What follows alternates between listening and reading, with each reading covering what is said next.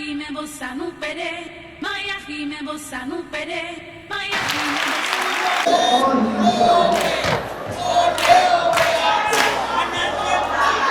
Ce matin, 11 décembre 2025, nous sommes dans les locaux, je dirais dans l'enceinte du marché moderne de Bokokodi, que les gens appellent encore le marché de Bodje. Alors ici, c'est un marché qui a été érigé sur une superficie de 10 000 mètres carrés qui comprend toutes les activités que l'on peut avoir dans un marché moderne. Alors aujourd'hui, nous sommes en train de faire exactement ce que nous avons déjà fait dans tous les autres marchés que nous avons ouverts, c'est-à-dire le tirage au sort des marchands en vue de l'attribution des numéros d'étal, des numéros de boutique. Alors ce que nous avons fait jusque-là, initialement, nous recensons avec la collaboration de la mairie de chaque univers, nous recensons donc les marchands qui sont régulièrement installés dans les marchés et qui sont reconnus dans les livres de la mairie ou si c'est le cas de la Sogema Liquidation, donc dans les livres de la Sogema Liquidation.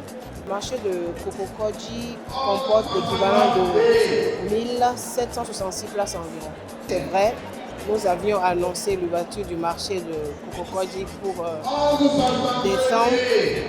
Et pour certaines raisons, nous sommes obligés de décaler l'ouverture pour la deuxième quinzaine du mois de janvier 2026. Il en est de même sur le marché de PK3 hier, le marché de friperie, où nous avons également procédé au tirage au sort en vue de l'attribution des places aux marchands. Et donc, tous ces deux marchés-là seront officiellement ouverts au public dans la deuxième quinzaine du mois de janvier 2026. La première chose que je leur ai dit tout à l'heure, c'est conserver vraiment ce marché-là dans un état de propreté. Il y a des gens qui vont l'entretenir. On a déployé près de 80 personnes, les fils du terroir et les fils de la zone en l'occurrence, pour assurer l'entretien de ceux-ci. La société de sécurité aussi est là. Ce n'est pas pour leur faire peur, mais c'est pour les aider quand même à respecter le règlement intérieur du marché. Vous voyez, en ce moment où on est en train de parler, il pleut. C'est ça la joie des marchands. Il pleut, mais il n'y a pas une seule goutte qui tombe dans le marché. Et si elles étaient dans le marché d'en face, l'ancien marché, je crois que la débandade aurait été là, la boue et tout. Là, elles sont joyeuses, elles sont là.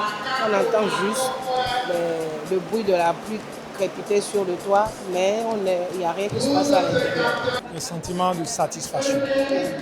Et nous tenons à remercier le chef de l'État pour ce joyau qui a été mis à notre disposition.